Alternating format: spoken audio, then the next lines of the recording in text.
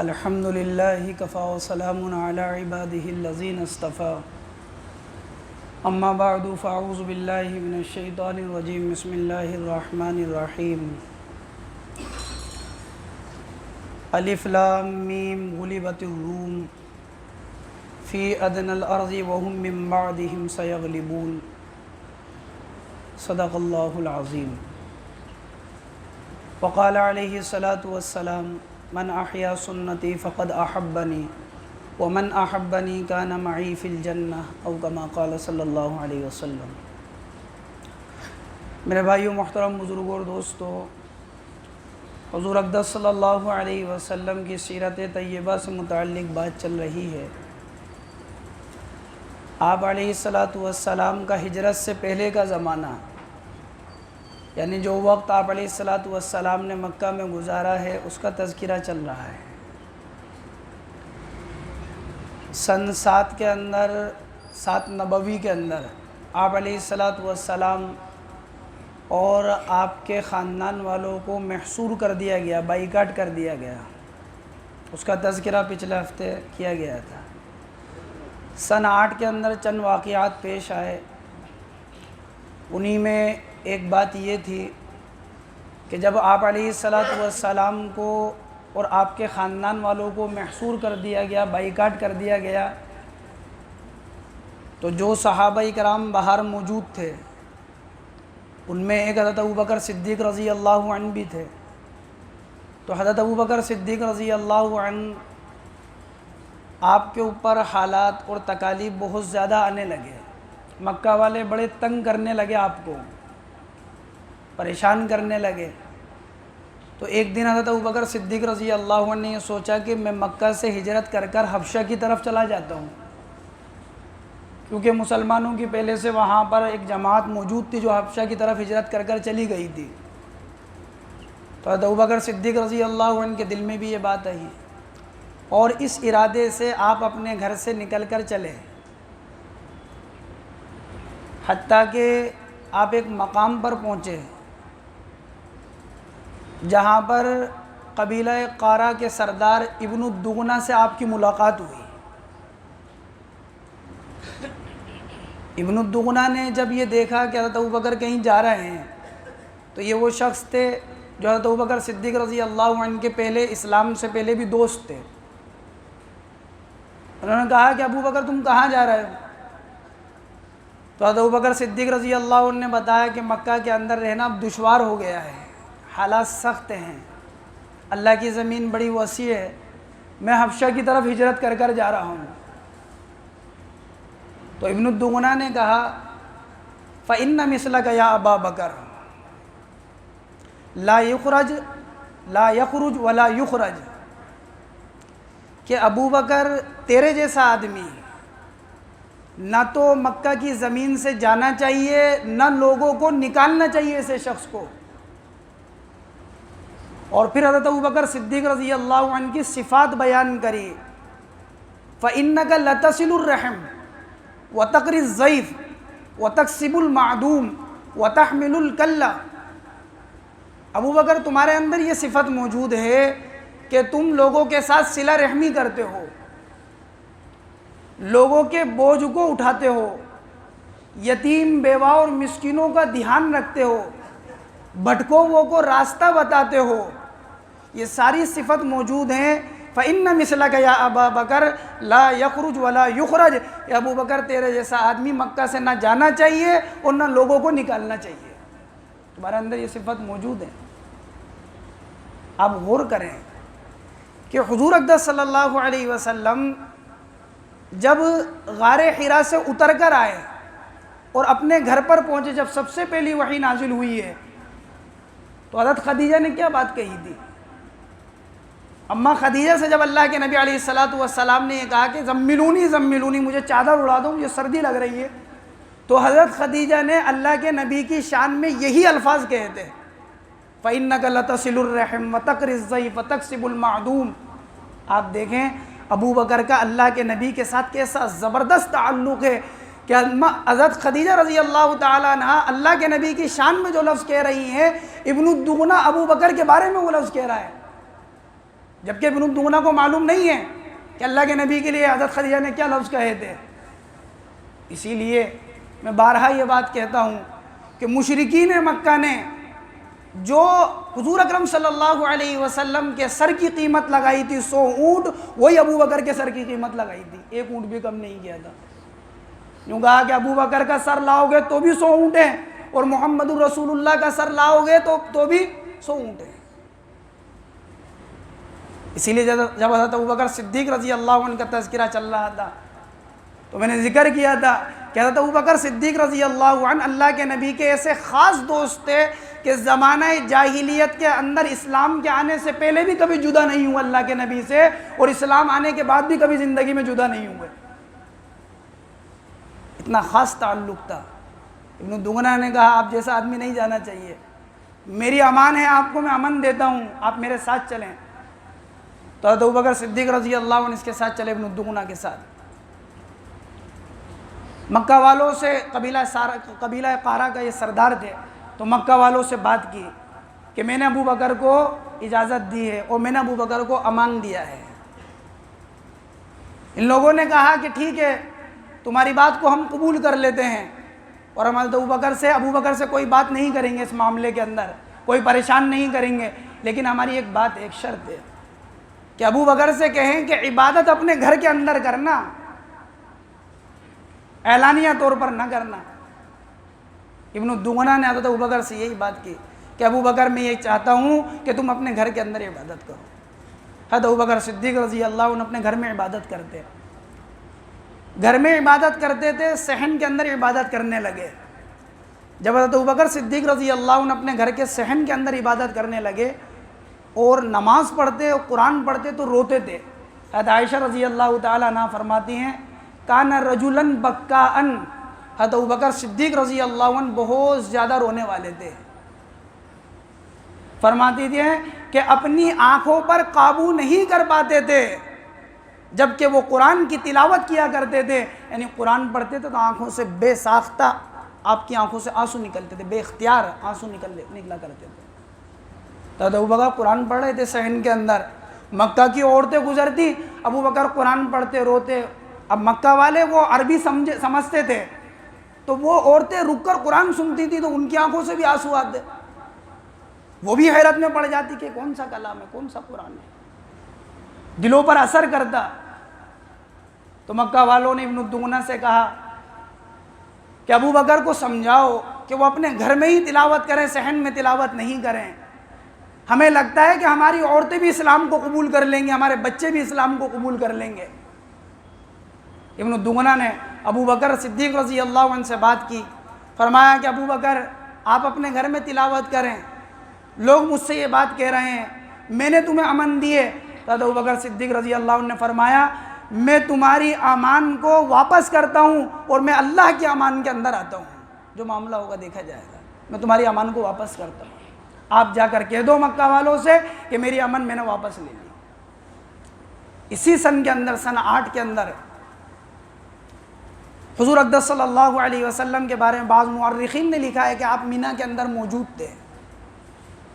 آپ علیہ السلام کے پاس مکہ کے کچھ لوگ آئے، یا وہاں پر پہلے سے موجود تھے کچھ لوگ، تو حضور اقدس صلی اللہ علیہ وسلم سے کہنے لگے کہ ہم آپ کو نبی تو مان لیں گے، اللہ کا پیغمبر تو مان لیں گے، لیکن ہماری شرط یہ ہے کہ آپ کوئی معجزہ دکھا دیں، اور معجزہ ہم یہ دیکھنا چاہتے ہیں کہ آج 14ویں رات کا چاند نکلا ہوا ہے، چاند اپنی پوری آب اور تاب کے ساتھ ہے، ہم یہ چاہتے ہیں، ہماری تمنا یہ ہے کہ آپ چاند کے 2 ٹکڑے کر دیں، اگر آپ چاند کے 2 ٹکڑے کر دیں گے تو آپ کو نبی مان لیں گے۔ حضور اقدس صلی اللہ علیہ وسلم نے کہا کہ اگر ایسا ہو گیا تو تم مجھے نبی مان لو گے؟ انہوں نے کہا کہ کیوں نہیں، آپ کو نبی مان لیں گے اگر ایسا ہو گیا۔ تو مفسرین نے یہ لکھا ہے کہ حضور اقدس صلی اللہ علیہ وسلم نے انگلی سے چاند کی طرف اشارہ کیا۔ محدثین تو کہتے ہیں کہ آپ نے اشارہ نہیں کیا، مفسرین کہتے ہیں کہ آپ نے اشارہ کیا انگلی سے چاند کی طرف، تو چاند کے 2 ٹکڑے ہو گئے، اللہ تعالیٰ نے قرآن میں آیت کا نزول فرمایا، اقتربت الساعۃ وانشق القمر، قیامت قریب آ گئی اور چاند کے دو ٹکڑے ہو گئے، ایک ٹکڑا ادھر ہے ایک ٹکڑا ادھر ہے، بیچ کے اندر جبل حرا ہے، غار حرا کا پہاڑ موجود ہے۔ اقتربت الساعۃ وانشق القمر، قیامت قریب آ گئی اور چاند کے دو ٹکڑے ہو گئے۔ اسی لیے تو شاعر نے کہا، انگلی سے اشارہ چاند کے جانب سارے ہی انسا کرتے ہیں، انگلی سے چاند کے ٹکڑے کرنا سب کے بس کی بات نہیں۔ یہ آپ کا معجزہ تھا۔ اب جیسے ہی چاند کے دو ٹکڑے ہوئے، ہوا تو ہونا تو یہ چاہیے تھا کہ وہ لوگ ایمان کو قبول کر لیں، اسلام کو قبول کر لیتے۔ اللہ تعالیٰ قرآن میں فرماتے، اقتربت الساعۃ وانشق القمر وَإِن يَرَوْا آیَةً يُعْرِضُوا وَيَقُولُوا سِحْرٌ مُسْتَمِرٌ۔ جب ہماری نشانی کو دیکھتے ہیں، ہماری آیاتوں کو دیکھتے ہیں، اس سے اعراض کرتے ہیں، پیٹھ پھیرتے ہیں اور کہتے ہیں تو چلتا ہوا جادو ہے، سحر مستمر۔ وَكَذَّبُوا وَاتَّبَعُوا أَهْوَاءَهُمْ، اور انہوں نے جھٹلایا اور اپنی نفس کی خواہشات کی اتباع کی۔ ہر کام کو اپنے ٹھکانے پر پہنچنا، وَكُلُّ أَمْرٍ مُسْتَقِرٌ، ہر کام کو اپنے ٹھکانے پر پہنچنا۔ یہ نہیں جھٹلایا تھا کہ چاند کے دو ٹکڑے نہیں ہوئے، وَكَذَّبُوا، انہوں نے جھٹلایا۔ یہ نہیں جھٹلایا تھا کہ چاند کے دو ٹکڑے ہوئے، کیسے جھٹلا سکتے تھے؟ چاند کے دو ٹکڑے سامنے موجود تھے۔ کیا جھٹلایا؟ یہ جھٹلایا کہ آپ نبی نہیں ہیں اور اللہ ایک نہیں ہے۔ بات یہ تھی کہ اگر چاند کے دو ٹکڑوں کو دیکھ لیں گے آپ کو نبی مانیں گے، اللہ کو ایک مانیں گے۔ وَكَذَّبُوا، انہوں نے جھٹلایا، یعنی آپ کی نبوت کو جھٹلایا، اللہ کی وحدانیت کو جھٹلایا۔ اللہ کے نبی علیہ السلام نے لوگوں سے کہا چاند کے دو ٹکڑے ہوئے، لوگوں گواہ رہنا، بولو کیا کہتے ہو؟ کہا کہ جی ہم آپ کی بات کو تب مانیں گے جب دوسرے لوگ بھی ہم سے آ کر کہیں گے، آس پاس کے لوگ آ کر بتائیں کہ ہاں ایسا ہوا ہے، ہمیں تو ایسا لگتا ہے آپ نے جادو کر دیا چاند کے اوپر، اور ایسا لگتا ہے کہ اب زمین سے آسمان پر بھی آپ کا جادو چلنے لگا۔ لوگ آ کر کہیں، قبیلے کے لوگ آ کر بتائیں، اطراف کے لوگ آ کر بتائیں کہ ہاں چاند کے دو ٹکڑے ہوئے تو مان لیں گے۔ صبح ہوئی، اطراف سے لوگ آ رہے تھے، آپ علیہ السلام نے اور ان لوگوں نے معلوم کیا، کیا تم نے بھی ایسا دیکھا تھا گزشتہ رات کے چاند کے دو ٹکڑے؟ تو انہوں نے کہا کہ ہاں ہم نے بھی دیکھا تھا کہ گزشتہ رات چاند کے دو ٹکڑے ہوئے، لیکن یہ لوگ پھر بھی اپنی ہٹ درمی کے اوپر جمے رہے اور آپ کا انکار کیا۔ جن لوگوں کے مقدر میں ہدایت نہیں ہے، جو لوگ اللہ کے منکر ہیں، ہر زمانے میں اہل ایمان اور اسلام پر اعتراض کرتے رہے، مکہ کی سرزمین پر اس زمانے میں موجود تھے، آج بھی موجود ہیں اور قیامت تک موجود رہیں گے، لیکن ان کے مقدر میں اگر ہدایت نہیں ہے تو چاند کے کیا آسمان کے دو ٹکڑے کر لیں، دو ٹکڑے ہو جائیں، پھر بھی ہدایت کو قبول نہیں کریں گے۔ ان کی زندگی تو اسی میں گزرے گی۔ آپ قرآن پڑھا کریں، جناب رسول اللہ صلی اللہ علیہ وسلم کی سیرت کا مطالعہ کریں، جو حالات اس زمانے میں موجود ہیں اور جو حالات آگے آنے والے ہیں، قرآن ان سے پہلے آگاہ کرتا ہے، قرآن پہلے بتاتا ہے۔ خود پڑھیں، اپنے بچوں کو قرآن کی تعلیم دے، تفسیر کی تعلیم دے اپنے بچوں کو، قرآن کی تفسیر پڑھائیں اپنے بچوں کو۔ آپ دیکھیں تو صحیح قرآن کیا کہتا ہے۔ نبی کے اوپر قرآن نازل ہو رہا ہے تو کہتے تھے لولا نزل ھذا القرآن علی رجل من القریتین عظیم، بھئی ان پر ہی کیوں نازل ہوا؟ طائف کے مالدار لوگوں پر یا مکہ کے مالدار لوگوں پر کیوں نازل نہیں ہوا؟ جب یہاں بات نہیں چلی تو کبھی کہتے تھے وقال الذین لا یرجون لقاءنا لولا انزل علینا الملائکہ، اگر اللہ موجود ہے تو ہمارے سامنے کیوں نہیں آتا؟ تو یہ آج کے اعتراضات ہیں، یہ تو اس زمانے سے چل رہے ہیں اور ہر زمانے میں ہوں گے۔ دیکھنا یہ ہے کہ کون استقامت کے اوپر، اسلام اور ایمان کے اوپر قائم رہتا ہے اور کس کے قدم بچل جاتے ہیں اور کس کے قدم پھسل جاتے ہیں۔ حضور اکرم صلی اللہ علیہ وسلم کا یہ معاملہ اس سن کے اندر ہوا، سن 8 کے اندر، کہ چاند کے دو ٹکڑے ہوئے۔ اسی سن کے اندر دو طاقتیں تھیں مکہ سے باہر، ایک فارس جسے ایران کہا جاتا تھا، دوسرا روم، یہ دونوں طاقت تھی۔ ملک فارس والے آگ کی پوجا کرتے تھے، بت پر آگ کی مجوسی تھے، آگ کی پوجا کرنے والے۔ روم والے اہل کتاب نصرانی کہلایا کرتے تھے، ان کے اوپر کتاب نازل ہوئی انجیل، اہل کتاب کہلایا کرتے تھے۔ دونوں تھے تو اس وقت کے اندر آپ علیہ الصلاۃ والسلام کا انکار کرنے والے، دین اسلام کا انکار کرنے والے، لیکن روم والے نصرانی جو تھے ان کے عقائد اہل ایمان سے ملتے ہوئے، جیسے اللہ کو ماننا، رسالت کو ماننا، قیامت کو ماننا۔ تو دونوں کی اس وقت جنگ ہوئی، فارس کی اور روم کی۔ تو مشرکین بت پرست تھے، وہ آگ پرست تھے۔ مشرکین چاہتے تھے کہ فارس والے غالب آ جائیں، اہل ایمان یہ چاہتے تھے، حالانکہ وہ لوگ اللہ کے منکر تھے، یعنی اس بات کہ اللہ کے نبی کو نہیں مانتے تھے، آخری نبی نہیں مانتے تھے، اور بھی الگ الگ عقائد تھے، جیسے حضرت عیسیٰ علیہ السلام کے بارے میں عقائد تھے، حضرت مریم کے بارے میں عقائد تھے، لیکن پھر بھی اہل کتاب تھے، مسلمانوں سے ایک نسبت تھی، تو مسلمان یہ چاہتے تھے کہ روم والے غالب ہو جائیں۔ دونوں کی جنگ ہوئی ملک شام کے اندر، بصرہ اور ازراعات کے مقام کے اوپر۔ تو فارس نے روم والوں پر حملہ کیا، اور فارس نے جو روم پر حملہ کیا، ایسا حملہ کیا کہ روم والے مغلوب ہو گئے، ہار گئے، اور فارس جیت گئے۔ تو مشرکین مکہ جو مکہ میں موجود تھے وہ خوش ہوئے، اور انہوں نے کہا کہ جیسے آج فارس والے جو آگ کی پوجا کرتے ہیں وہ غالب آ گئے، ان لوگوں پر جو اہل کتاب ہے، ہم بت پرستی کرتے ہیں، ہم غالب آ جائیں گے ان لوگوں پر جو مسلمان ہیں۔ یہ کہا اللہ رب العزت نے آیت نازل فرمائی، الف لام میم غلبت الروم فی ادنی الارض وهم من بعد غلبهم سیغلبون فی بضع سنین للہ الامر من قبل ومن بعد ویومئذ یفرح المؤمنون بنصر اللہ ینصر من یشاء وهو العزیز الرحیم۔ الف لام میم، اس کی مراد کو اللہ ہی جانتے ہیں۔ غلبت الروم، روم مغلوب ہو گیا قریب کی زمین کے اوپر، یعنی مکہ سے جو زمین قریب ہے روم کی، مغلوب ہو گیا، ہار گیا۔ لیکن فرمایا کہ چند ہی سالوں کے اندر روم جو ہے وہ غالب آ جائے گا، فی بضع سنین للہ الامر من قبل ومن بعد، چند سال میں روم واپس غالب آ جائے گا فارس کے اوپر۔ پہلے بھی حکم اللہ ہی کا چلتا ہے، بعد میں بھی حکم اللہ ہی کا چلتا ہے، للہ الامر من قبل ومن بعد ویومئذ یفرح المؤمنون، اور اس دن مسلمان خوش ہوں گے، اور یہ سب ہوگا بنصر اللہ ینصر من یشاء، اللہ کی مدد سے، وہ جس کی چاہتا ہے اس کی مدد کرتا ہے۔ حضرت ابوبکر صدیق رضی اللہ عنہ جو مکہ کے لوگ خوش ہو رہے تھے ان کے پاس گئے، جگہ جگہ پر ان کی مجلس لگی ہوئی تھی۔ حضرت ابوبکر نے کہا اتنا خوش ہونے کی کوئی ضرورت نہیں ہے، ایک وقت ایسا آئے گا 3 سال کے اندر، اور قسم کھا کے کہا کہ 3 سال میں ایسا وقت آئے گا کہ روم واپس غالب ہو جائے گا فارس کے اوپر۔ ابی بن خلف نے کہا کہ ابو بکر کیسی بات کر دو، ہمارے بات سمجھ میں نہیں آتی، ابھی تو روم مغلوب ہوا، روم کیسے غالب آ جائے گا؟ حضرت ابوبکر صدیق نے کہا 10 اونٹوں کی شرط ہے تیرے ساتھ میری۔ اس زمانے کے اندر کیونکہ مکہ کی زندگی ہے، حکم بعد میں نازل ہوئے ہیں، جیسے شراب کا حکم بعد میں نازل ہوا، شرط لگانا جائز تھا، 2 طرفہ شرط لگائی حضرت ابوبکر نے، کہا کہ اگر روم غالب آ گیا تو 10 اونٹ تو دے گا میرے کو، اور اگر روم نہیں آیا، فارس غالب آ گیا تو میں دوں گا۔ شرط لگ گئی۔ اللہ کے نبی کے پاس آیا تو ابوبکر، اللہ کے نبی علیہ السلام سے فرمایا میں نے ابی بن خلف سے ایسی ایسی شرط لگا لی۔ اللہ کے نبی نے فرمایا کہ ابو بکر قرآن نے یہ کہا ہے فی بضع سنین، چند سالوں میں، یہ کب کہا ہے؟ 3 سالوں میں۔